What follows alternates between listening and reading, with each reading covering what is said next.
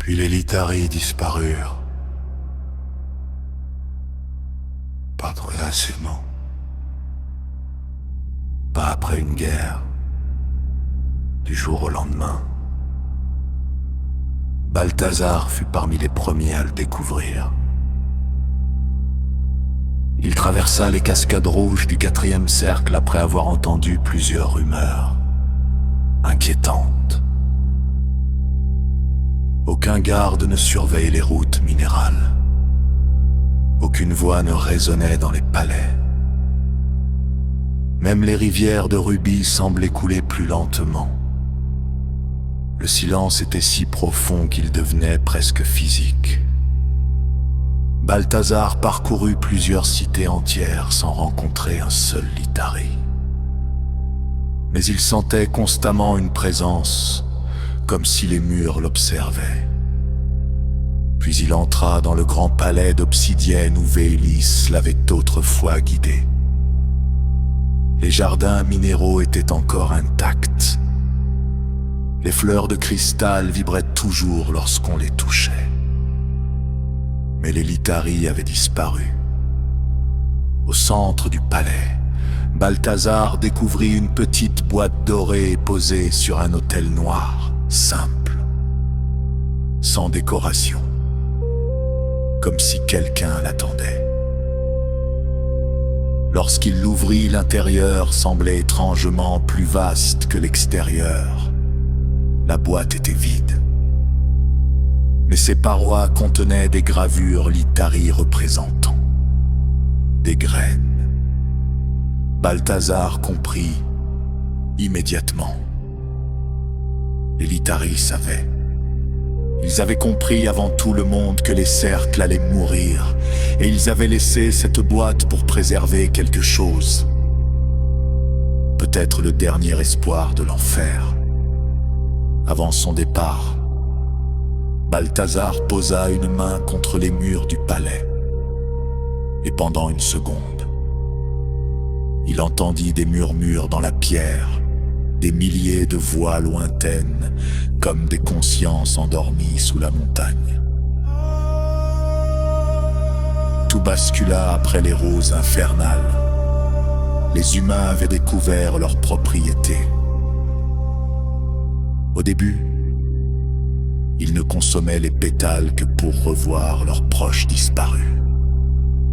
Puis certains commencèrent à rechercher ces souvenirs constamment. Des groupes entiers traversèrent les cercles pour atteindre les champs du 5e.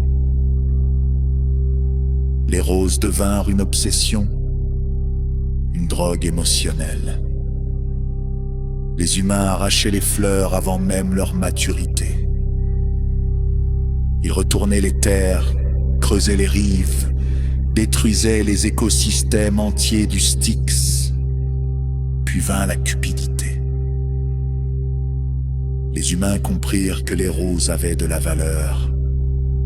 Des guerres éclatèrent directement dans les champs. Le sang se mélangea à l'eau rouge du fleuve.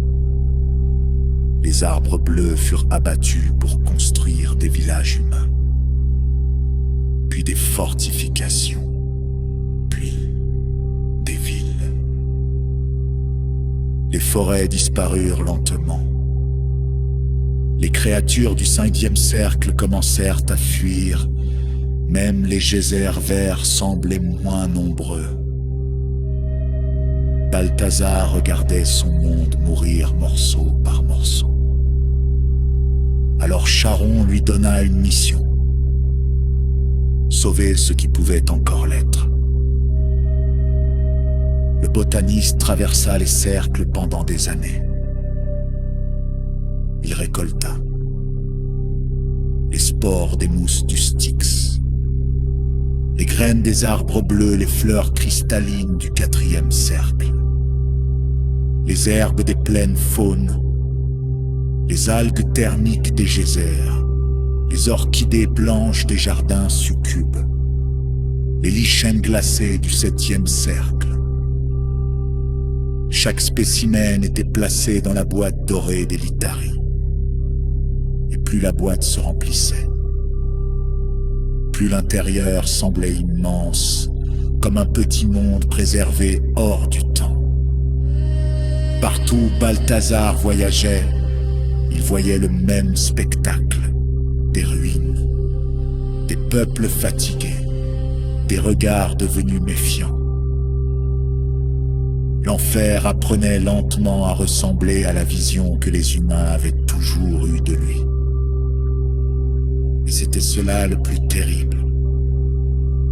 Les démons ne devenaient pas monstrueux parce qu'ils étaient mauvais. Ils devenaient monstrueux parce qu'ils survivaient.